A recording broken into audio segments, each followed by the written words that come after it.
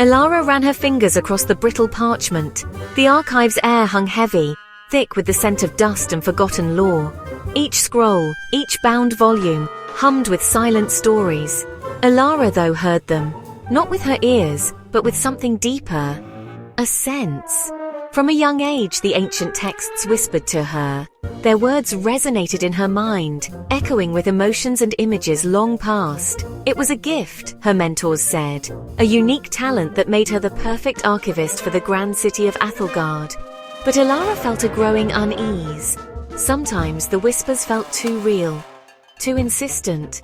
One day, while sorting through a collection of crumbling maps, she felt a cold draft. It emanated from a hidden doorway revealed behind a fallen shelf. Curiosity piqued, Elara entered, her lamp casting flickering shadows that danced with the whispers only she could perceive. The passage opened into a vast chamber, its darkness filled with row upon row of gleaming obsidian tablets. These were not the annals of Ethelgard. These held the secrets of a civilization long vanished, a civilization known only through fragmented legends. And as Elara reached out to touch a tablet, the whispers roared. Ethelgard pulsed with life. Its bustling markets, grand libraries, and soaring towers stood as testaments to its enduring spirit. Elara had always loved its energy, yet since her discovery the city felt different, tainted somehow. The whispers from the obsidian tablets spoke of a people called the Story Weavers. They possessed a unique magic, the power to weave tales so potent they could reshape reality itself. Their civilization thrived on imagination, their world sculpted by the very stories they told. Elara at first was enthralled. She immersed herself in the tales of heroes and monsters, of love and loss, of triumphs and tragedies. But slowly, a chilling realization crept in. The stories weren't just stories. They were alive, and they were unraveling.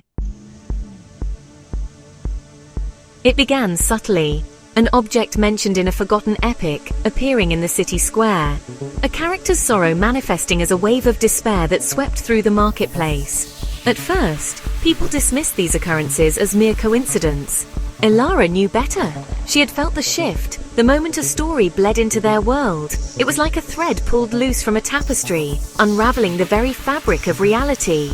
As more stories unraveled, the phenomena intensified.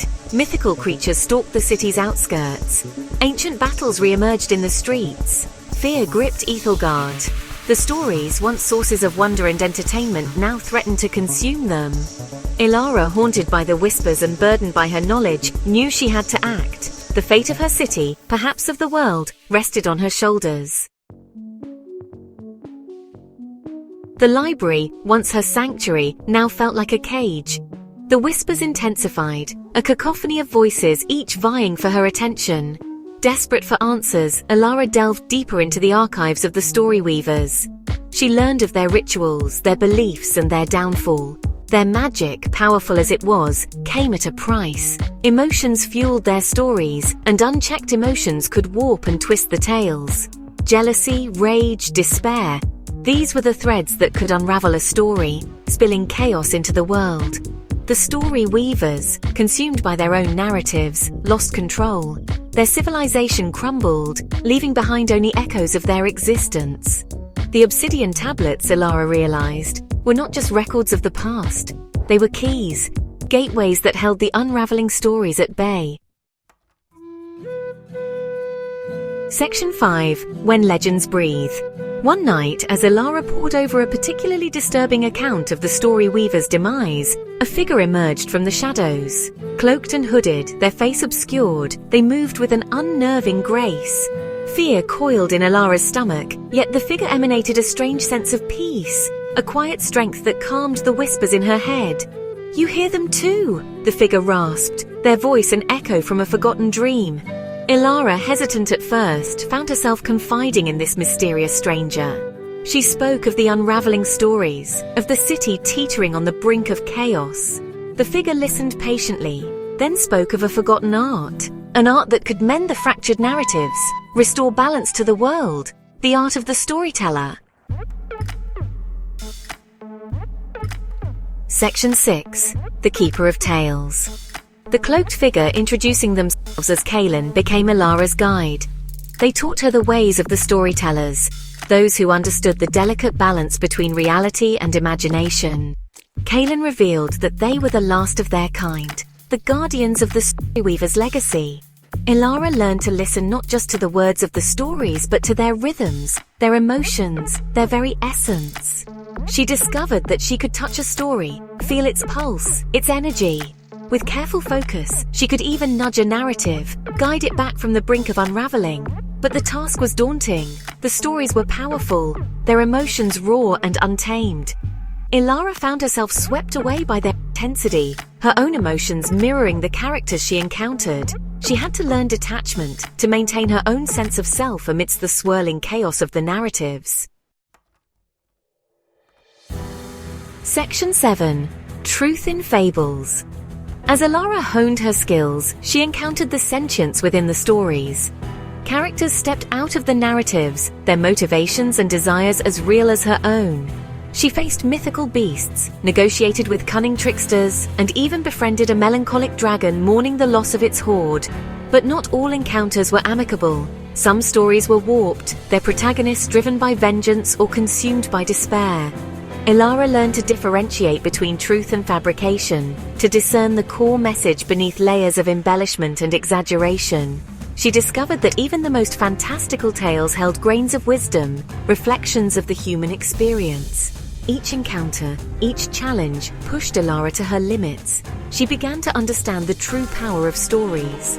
They could heal, they could harm, they could reshape the very fabric of reality.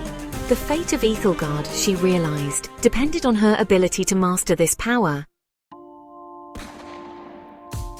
Section 8. A city held captive.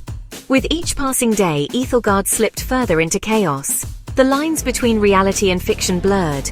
The city's inhabitants, caught in the crossfire of unraveling narratives, grew suspicious, fearful. Elara knew she couldn't keep her knowledge hidden forever. She had to convince the city's leaders of the danger they faced. But how do you explain the impossible? How do you convince people that their world is being consumed by stories? Elara, guided by Kaelin's wisdom, realized she didn't need to convince them of the entire truth. She needed to give them a story they could believe. She wove a tale of a magical disturbance, of ancient forces threatening the city's peace. She spoke of her role as a protector, of her quest to restore balance. The city leaders, desperate for a solution, clung to her words. They offered their support, their resources, their trust. Section 9. A storyteller's burden. Now, armed with the city's support and her own growing abilities, Elara prepared to face the unraveling stories head-on. She knew the risks. She understood the sacrifices that lay ahead. But she also knew she couldn't turn back. Ethelgard was her home, its people her responsibility. She ventured into the heart of the chaos, into the unraveling narratives themselves. She confronted the warped stories, using her understanding of their essence to guide them back to a semblance of order. She soothed the raging emotions, calmed the tempestuous narratives, and slowly, painstakingly began to mend the fractured fabric of reality. The task was far from over. The whispers persisted, a constant reminder of the delicate balance she now maintained. Elara, the archivist who once sought solace in the quiet whispers of the past, had become something more. She had become the storyteller, the protector of Ethelgard, her destiny intertwined with the very fabric of the stories she now held in her hands.